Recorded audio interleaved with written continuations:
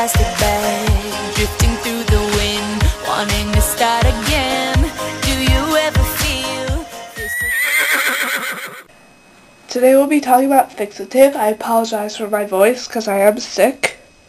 You'll need a mask, a shoebox, and then you can put your model horse on it when it's drying, a glove, and workable fixative.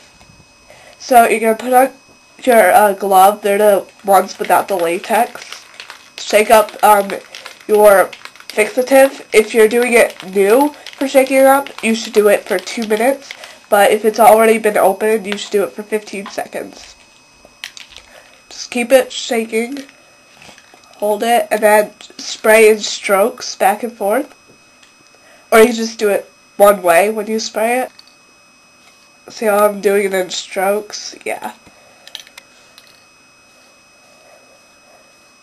Then do the other side.